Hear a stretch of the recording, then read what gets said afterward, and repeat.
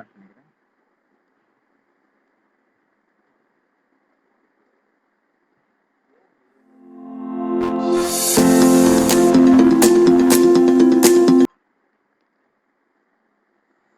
S, இப்போ நம்ம பார்க்க போகிறது அடுத்தது என்னன்னா பேபேக் ப்ராஃபிட்டபிலிட்டி. பேபேக் ப்ராஃபிட்டபிலிட்டினா என்ன? Net income after tax after recovering initial investment, that is total income cash flow after taxes minus initial investments. நமக்கு எப்போ வந்து நம்ம போட்ட பணம் திரும்ப கிடைக்குது அப்படின்றத நீங்கள் பேபேக் ப்ராஃபிட்டபிலிட்டி. அதை விட தாண்டி எச்சா போயிடுச்சுன்னா தான் ப்ராஃபிட்டபிலிட்டி. நான் போட்டது 50 லட்சம் 55 லட்சம் கிடைச்சிச்சுன்னா நான் சந்தோஷப்படுவேன். ஏன்? பிகாஸ் நான் போட்ட எனக்கு எச்சா கிடைச்சது ப்ராஃபிட்டபிலிட்டின்னு சொல்கிறாங்க. அடுத்து வந்து ஏஆர்ஆர் பார்க்குன்னு சொல்லுவாங்க. Accounting or average rate of. What is called average rate of return? Very simple. Average income divided by original investment அல்லது average net income divided by average net investment. நம்ம அப்படியே என்ன பார்த்தோம்? Cash flow annual cash flow divided by initial investment பார்த்தோம். அதே தான் இங்கே மாடரேட்டாக net income divided by investment கொடுக்குறாங்க. அதில் இது வந்து அக்செப்ட் ஆர் ரிஜெக்ட் டெசிஷன் தான். நமக்கு ஃபேவராக இருந்தால் அக்செப்ட் பண்ணுவோம், ஃபேவர் இல்லாட்டினா டெசிஷன். இல்லஸ்ட்ரேஷன் 5 நம்ம பார்க்க போகிறோம். Determine the average rate of return from the following data of two machines of A and B. Cost வந்து ரெண்டுத்துக்கு ஒரே காஸ்ட் தான் ஆகுதுங்க. ஆனால் estimated income after depreciation year 1ல் டிஃப்ரெண்ட் ஆகுது இல்லையா? இயர் 2, இயர் 3, இயர் 4, இயர் 5 எல்லாமே என்னது?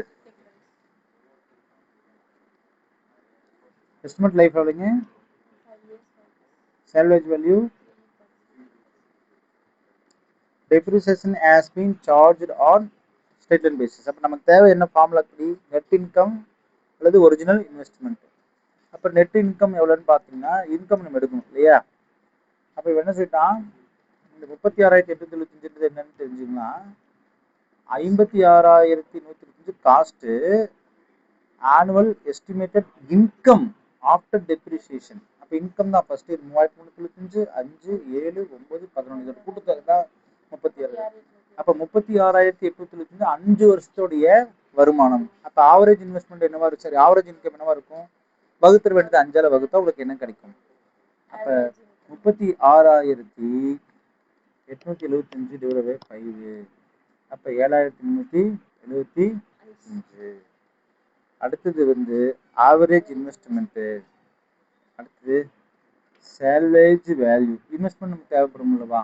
அதாவது ஒரிஜினல் இன்வெஸ்ட்மெண்ட் கேட்குறேன்னா salvage value plus half cost of machine plus minus salvage value.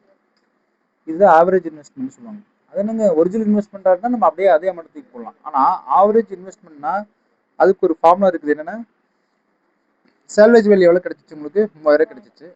Plus cost of the machine பாதி. என்னங்க காஸ்ட் ஆஃப் மிஷின் எவ்வளவு? 56,125 மைனஸ் சேல்வேஜ் வேல்யூ கழிச்சுட்டு அதில் பாதி எடுக்குன்றாங்க. அப்போ தான் நமக்கு என்ன கிடைக்கும்? ஆவரேஜ் இன்வெஸ்ட்மெண்ட் கிடைக்கும்.